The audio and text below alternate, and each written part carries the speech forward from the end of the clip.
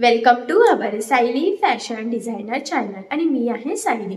तर तुम्हा सर्वांचं आपल्या आजच्या नवीन अशा छानशा व्हिडिओमध्ये मी मनापासून खूप खूप स्वागत करते। तर कसे आहात तुम्ही? नक्कीच मस्त आणि मजेत असणार आहे। आणि आपल्या आजच्या छानशा व्हिडिओला आता आपण सुरुवात करूया। तर बघा मग आज मी तुमच्यासोबत खूप सुंदर अशी latest trending blouse design share करणार आहे। कारण बऱ्याचदा आपल्याला त्याच ब्लाउज डिझाइन बघून कंटाळा येतो, काहीतरी वेगळी युनिक झटपट तयार होणारी आणि एकदम सोपी अशी ब्लाउज डिझाइन बनवायची असते, पण कशी बनवावी हे सुचतच नाही। तर आजची जी काही डिझाइन आहे तर ही एकदम सोपी आहे। महत्त्वाचं म्हणजे मी तुम्हाला या डिझाइनची संपूर्ण कटिंग आणि स्टिचिंग अतिशय सावकाश स्टेप बाय स्टेप आणि खूप काही महत्त्वाच्या टिप्स अँड ट्रिक्स सांगणार आहे। त्याचबरोबर खूप काही महत्त्वाच्या फिनिशिंगच्या टिप्स, जेणेकरून डिझाइन छान फिनिशिंग सहित नक्कीच रेडी होईल आणि कस्टमरला सुद्धा नक्कीच आवडेल। त्याचबरोबर ही जी काही डिझाइन आहे त्यामुळे नक्कीच आपल्या साडीला आणि ब्लाउजला खूप सुंदर असं लुक आहे। कारण बऱ्याचदा साडीचं लुक हे ब्लाउजवर डिपेंड असतं। सो असं छानसा ट्रेंडिंग ब्लाउज तुम्ही नक्की ट्राय करून बघा। नक्कीच तुमच्या साडीला आणि ब्लाउजला खूप सुंदर असं लुक आहे आणि आय होप तुमच्या कस्टमरला सुद्धा ही डिझाइन नक्कीच आवडेल। सो चला मग आता वेळ न घालवता आपण आपल्या आजच्या छानशा व्हिडिओला सुरुवात करूयात। आणि हा व्हिडिओ तुम्ही स्किप न करता पूर्ण नक्की बघा, जेणेकरून तुम्हाला आपला आजचा हा व्हिडिओ बघून अशी छानशी ब्लाउज डिझाइन बनवणं खूपच सोपं जाईल। ठीक आहे। तर इथे तुम्ही बघू शकतात हा बॅकनेक मी कटिंग करून घेतलेला आहे। तर सगळ्यात आधी मी तुम्हाला याचं मेजरमेंट सांगते। तर हे बघा, याची उंची आहे 12.5, 1 इंच मार्जिन, तर टोटल 13.5 घेतलेला आहे। त्यानंतर 2.5 इंच गळा रुंदी आणि 5.5 शोल्डर घेतलेला आहे। इथे मुंडा सुद्धा 5.5 टाकलेला आहे आणि छातीचा चौथा भाग टाकून हा बॅकनेक कटिंग करून घेतलेला आहे। तर आता गळ्याची आपण मार्किंग करून घेऊयात। तर 2.5 गळा रुंदी घेतलेली आहे। जो काही मागचा गळा असेल त्यामध्ये तुम्हाला अर्धा इंच मार्जिन ॲड करून अशा पद्धतीने हा बॉक्स ड्रॉ करून घ्यायचा आहे। हे बघा, एक क्रॉसला मार्किंग करून मी गोल सिंपल असा आकार दिलेला आहे। तर थोडासा डीप सुद्धा घेतलेला आहे। तुम्हाला याच्यापेक्षा डीप हवा असेल तर तुम्ही घेऊ शकता। हे बघा खालच्या साईडने अजून, ठीक आहे। तर जी मार्किंग आहे त्यावर आपल्याला कटिंग करून घ्यायचं आहे। तर आपण खूप सुंदर अशी गोल गळ्यावर डिझाईन करणार आहोत, अगदी सोप्या पद्धतीने। तर हे बघा, हे कटिंग झालेलं आहे। तर हा जो काही आता कपडा आहे ब्लाउजचा तो सरळ ठेवायचा, त्यावर अस्तरचा कपडा ठेवायचा आहे आणि याला आपण पिना लावून घेऊयात, जेणेकरून तो स्टिच करणं आपल्याला खूप सोपं जाईल। कुठे काही गोळा होणार नाही, आकार पण चेंज होणार नाही आणि कुठे काही कमी जास्त सुद्धा होणार नाही, ठीक आहे। तर हे बघा, ह्या पिना लावून झाल्यानंतर आता सगळ्यात महत्त्वाचं म्हणजे आपल्याला गळ्याच्या साईडला टिप मारायची आहे। तर गळ्याच्या साईडला टिप मारताना साधारणतः 1/2 इंचाचं मार्जिन ठेवून आपल्याला टिप मारून घ्यायची आहे। तर हे बघा, मी ज्या पद्धतीने थोडं व्यवस्थित एकसारखं पकडत आहे ना, तुम्ही सुद्धा सेम त्याच पद्धतीने थोडं पकडत टिप मारून घ्यायची आहे। हे बघा, जो काही शेप आहे तो सुद्धा व्यवस्थित गोलच आला पाहिजे, याची सुद्धा काळजी घ्यायची आहे। कारण इथे आपण काही कॅनव्हास वगैरे लावलेला नाही आहे आणि गोल गळ्यावर त्याची गरज सुद्धा नाही आहे, ठीक आहे।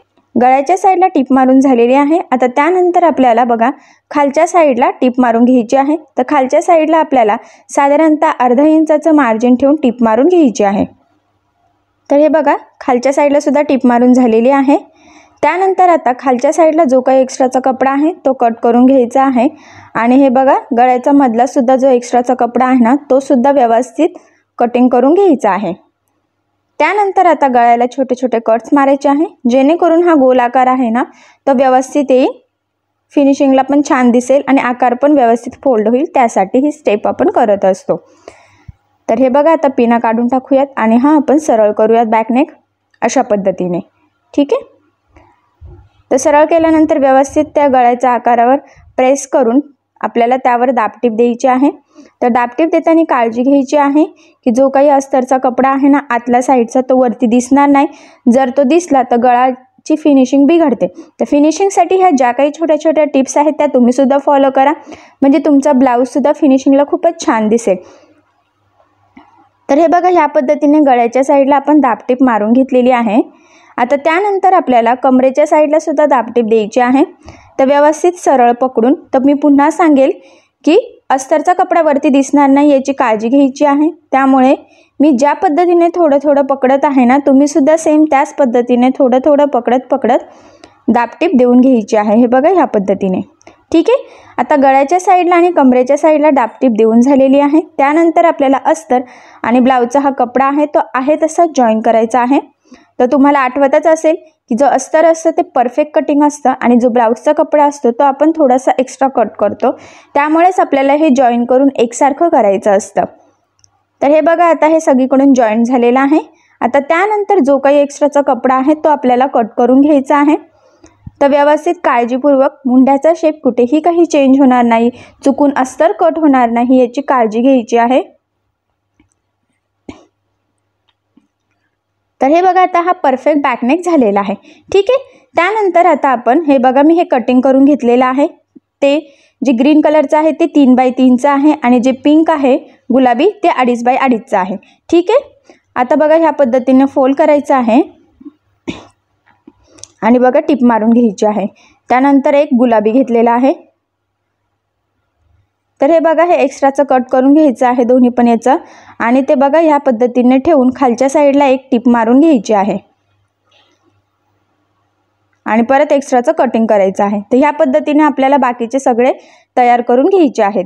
तर तुम्ही इथे बघू शकतात की आपण हे सगळे त्रिकोण 2 कलरचे एकत्र जॉईन करून तयार करून घेतलेले आहे। ठीक आहे, तर ते आता आपल्याला गळ्याला लावून घ्यायचे आहेत। तर हे बघा ह्या पद्धतीने ते व्यवस्थित ठेवायचं आहे आणि मग ते आपल्याला लावायचे आहे। हे बघा तर कॉर्नरवर थोडंसं एकावर एक ठेवायचं आहे जेणेकरून फिनिशिंग छान दिसेल।